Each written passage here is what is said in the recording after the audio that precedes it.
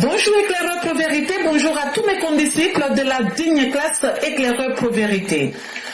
Mon fils éclaireur pro vérité, chers condisciples de la digne classe EPV, ils sont tous couchés à plat ventre. Dans le jargon ivoirien, on aurait dit que Prado les a tous mis bébés. Les palafripouilles l'avaient surnommé le suppôt de la France. Mais et aujourd'hui, quel idiot viendrait soutenir la thèse selon laquelle son Excellence Alassane Ouattara roulerait pour la France? Mais que cet idiot vienne venir la léguer sur la plateforme éclaireur pro vérité sur Facebook. Nous allons juste vérifier quelque chose. Mon président de la République de la Côte d'Ivoire, Prado, vous a battu à plate couture sur tous les plans.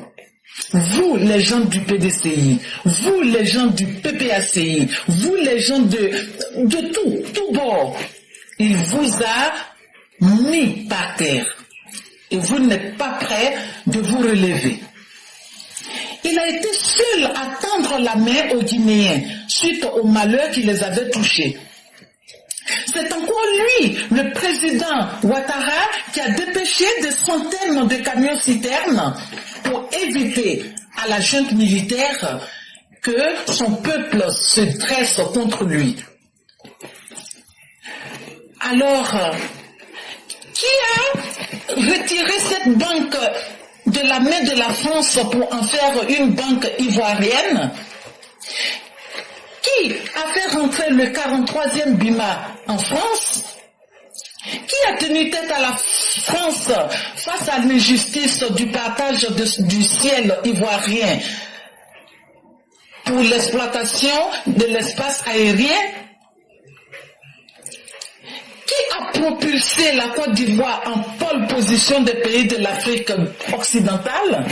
Et je m'arrête ici. On ne peut pas tout citer. Vous allez le voir. Vous allez le sentir, le président Ouattara. Ce que nous vous concédons, c'est d'aboyer. Et pendant ce temps, sa caravane passe dans les hameaux, dans les villages, dans les villes. Tout n'est qu'électricité, tout n'est qu'addiction d'eau. Merci et à bientôt. Atassa! Ça fait mal à quelqu'un. Mais je parlerai de mon père. Mon père, pour vous qui ne le savez pas, c'est mon héros.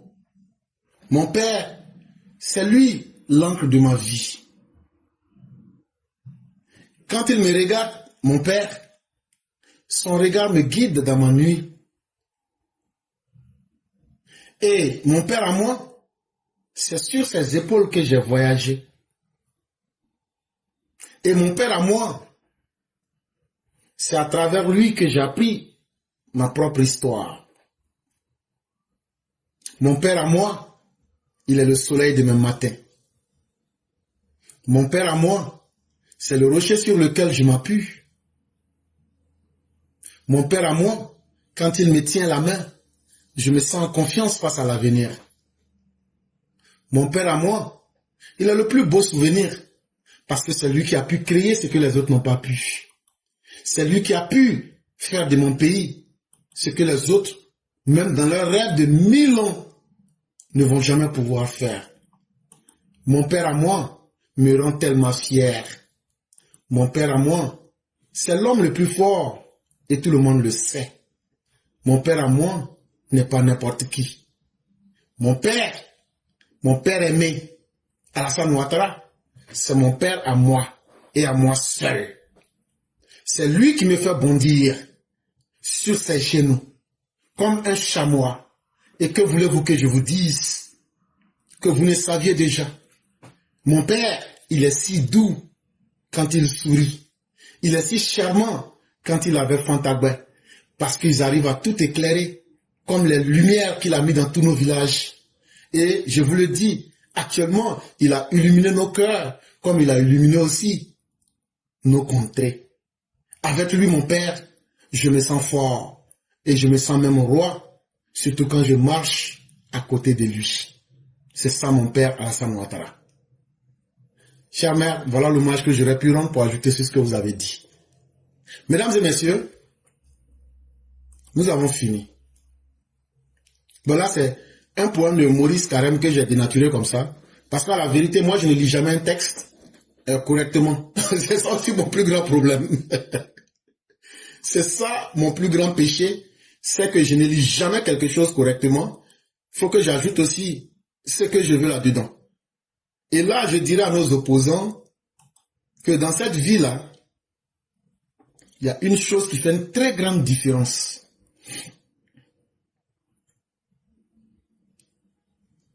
Et vous pourrez peut-être me demander c'est quoi cette chose.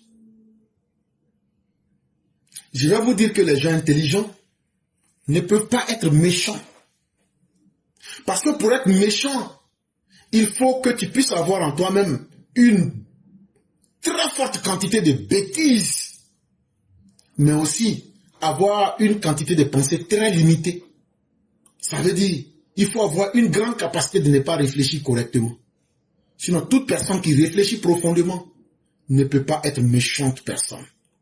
Toute personne qui n'est pas remplie de bêtises ne peut pas être une personne méchante. À méditer. Aussi simple que cela puisse être. Mesdames et messieurs, nous on a fini. Maintenant, ceux qui veulent la parole, signalez-vous, nous sommes à la 48e minute. On va laisser jusqu'à la 50e minute. Là, comme ça, tous ceux qui veulent vraiment se présenter, on vous aura donné le temps de le faire.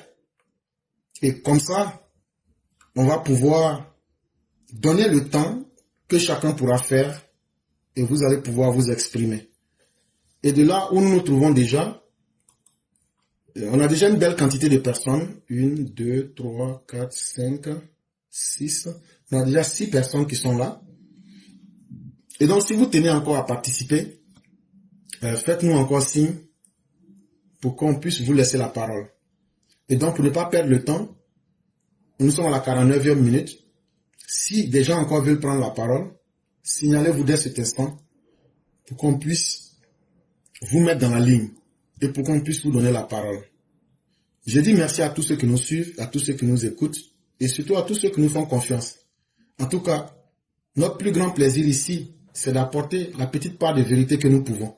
La vérité n'est pas à sens unique pour dire « Ah, comme j'ai dit ça là, je peux me tromper. » Et quand je me trompe là, c'est avec beaucoup de fierté qu'il faut le reconnaître.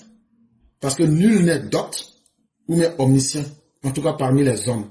Et c'est encore la plus belle démonstration même que nous tenons à la vérité et que nous respectons ceux en qui nous faisons confiance et qui nous font confiance pour ce que nous disons.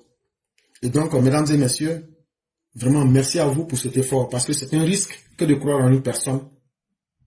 Mais c'est aussi un risque que de ne pas être capable d'être honnête vis-à-vis de ces personnes-là. Et pour nous, cette honnêteté n'a pas de prix.